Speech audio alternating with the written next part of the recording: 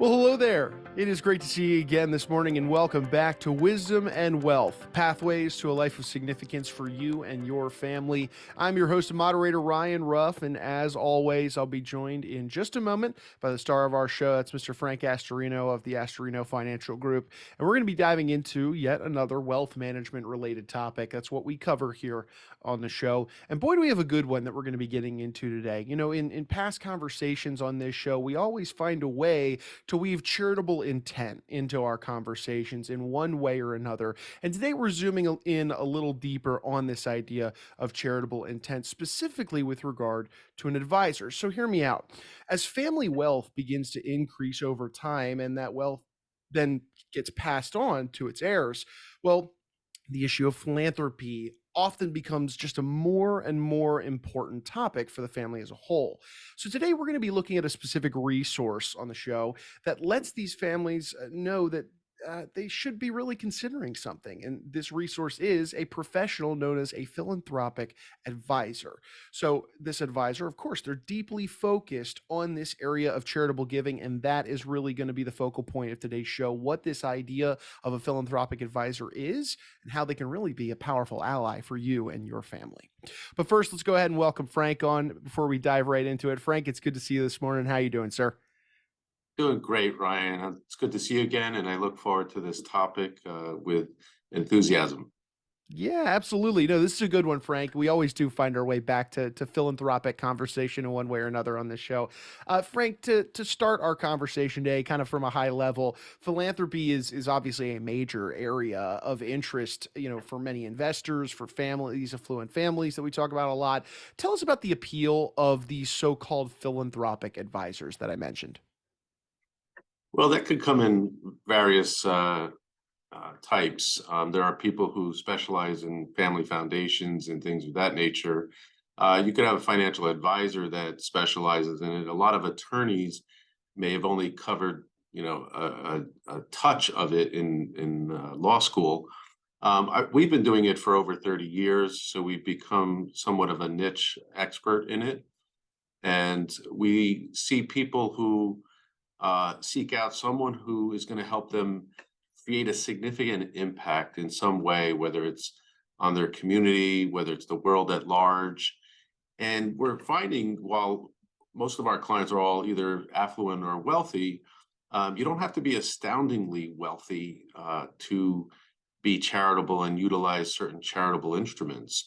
So there's a lot of qualitative benefits that come from giving and showing gratitude and giving back to the world, and we have the toolbox to do it.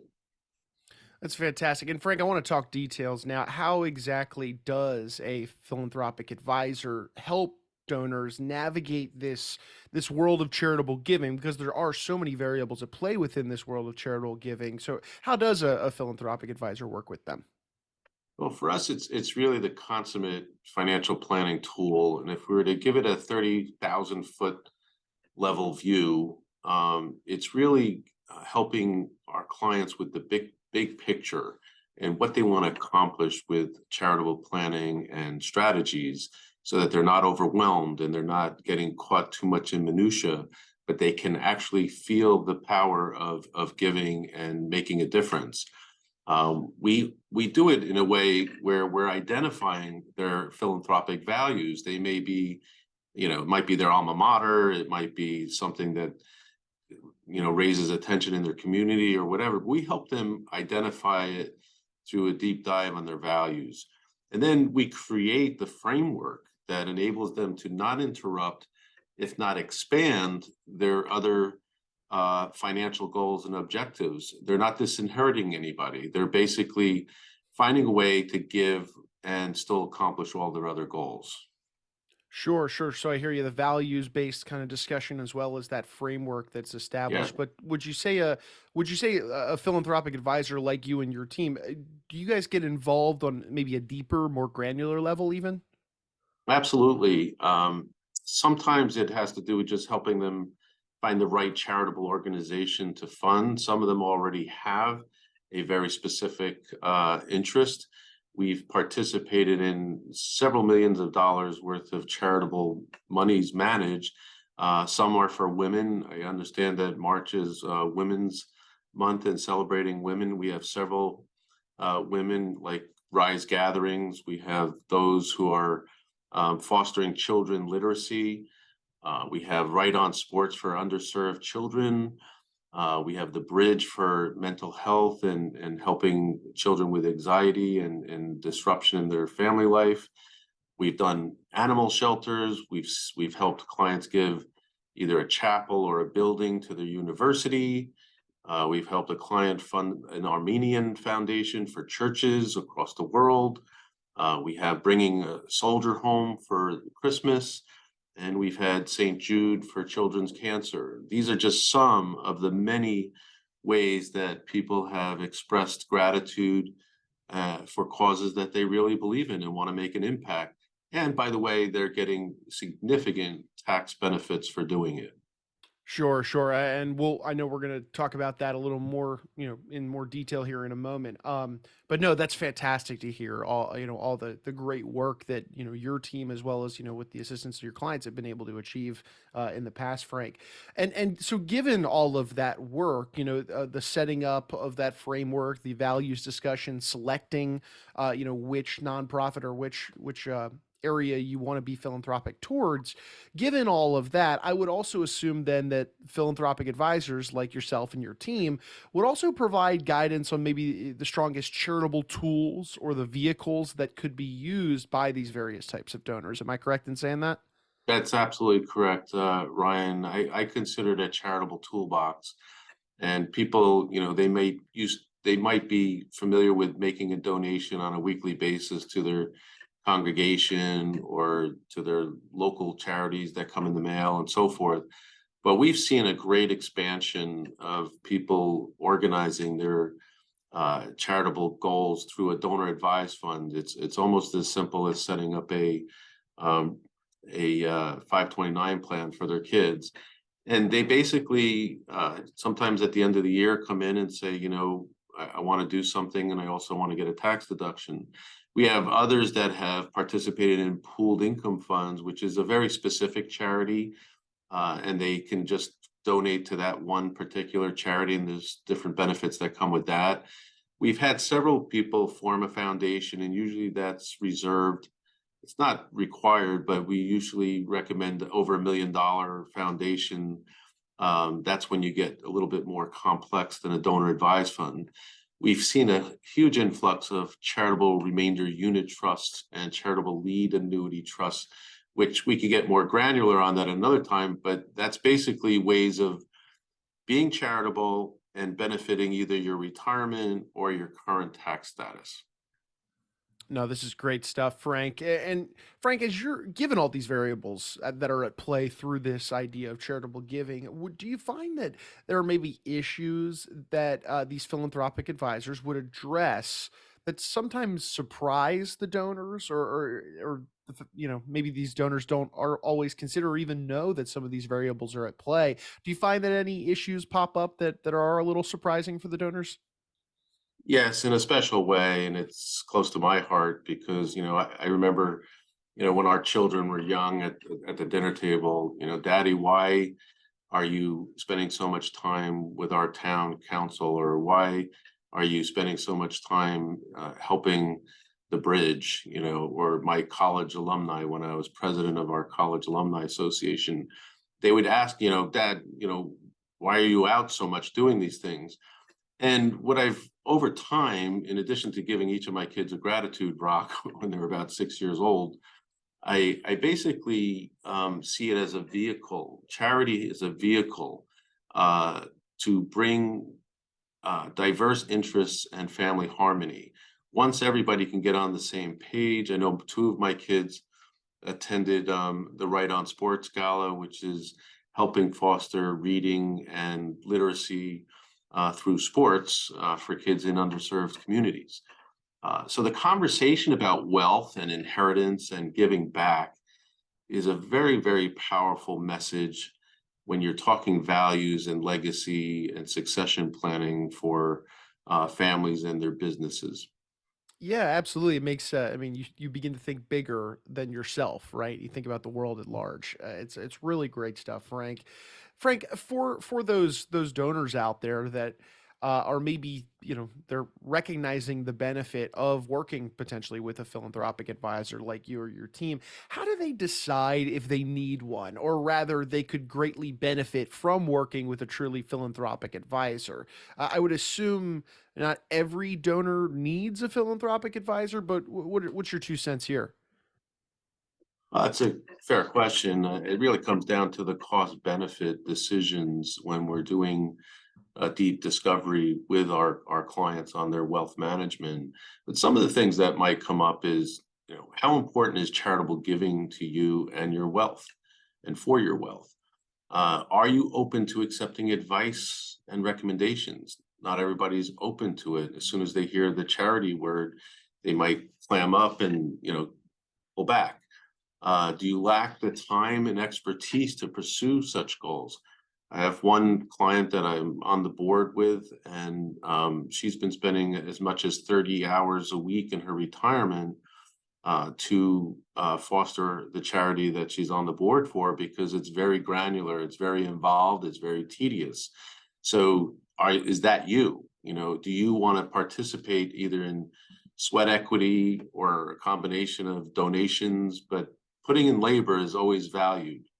Has your ability to give grown since you've done your financial planning? We have clients that have been with us for 3 decades, and now, to their satisfaction, they have surplus, and that's always the best situation. And here are things that they can do with that surplus.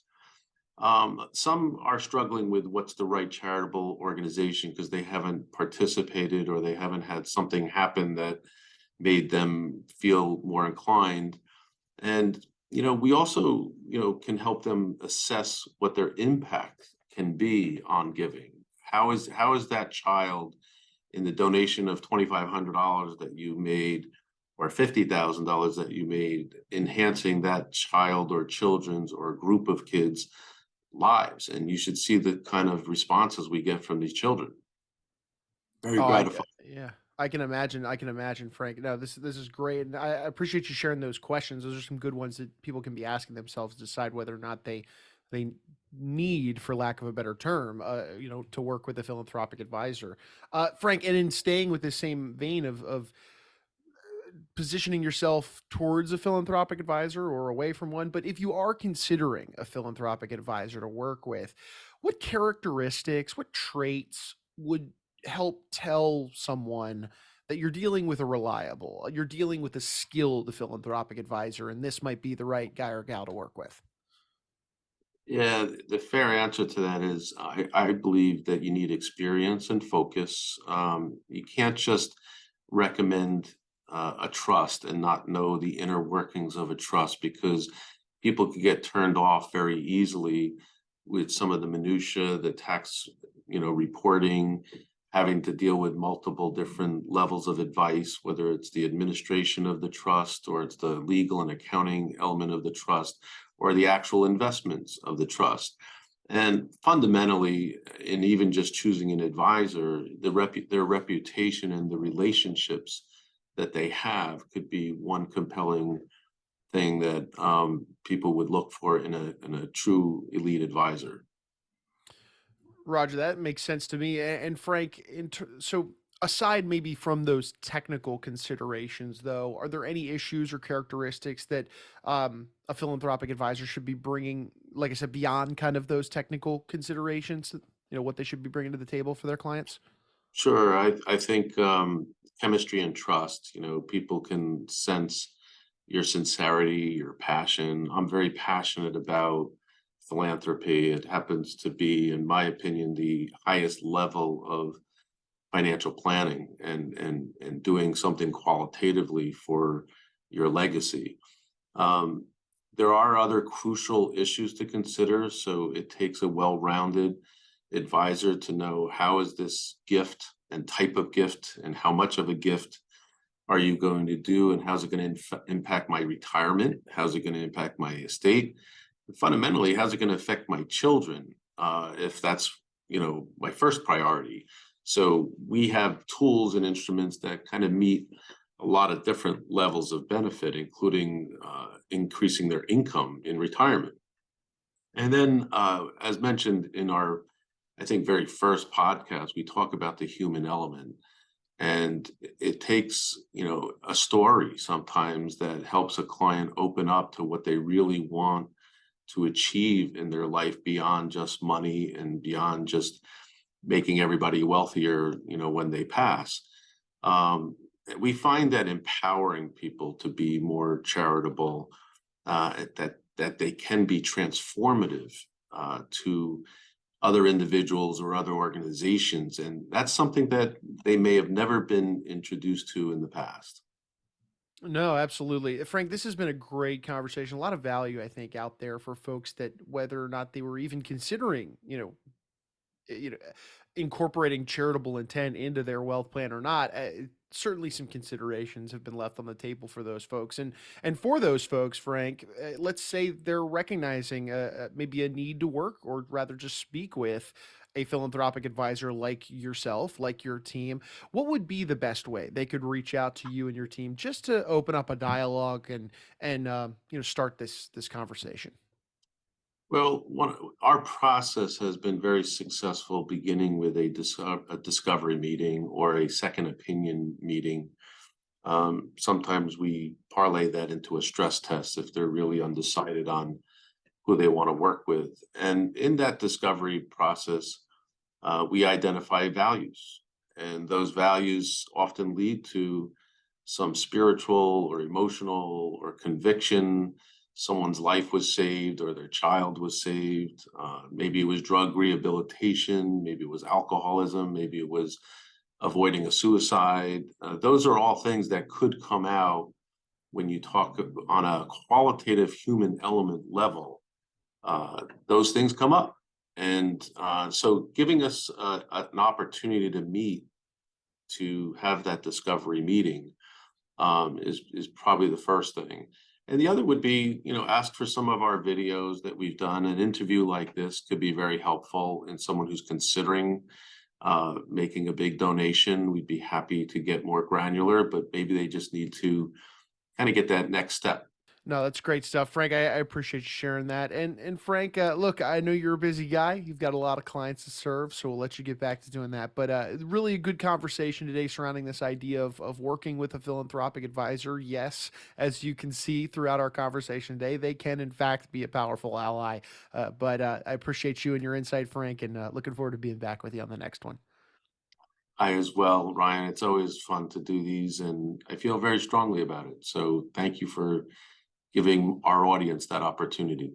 Fantastic. Well, look, folks, we want to take one final moment, as always, and say thank you to the audience for stopping by and spending some time with us here on the show this morning. If you took anything away from today's discussion, you benefited from it in any way, shape, or form, go ahead and hit that subscribe button on whichever platform you checked us out on today. That way, you never miss out on another wealth management conversation between Frank and I, where we tackle a variety of different topics that could be beneficial to you and yours. So for Frank, I'm Ryan. We're going to go ahead and say so long, but we appreciate you stopping by and being with us on Wisdom and Wealth.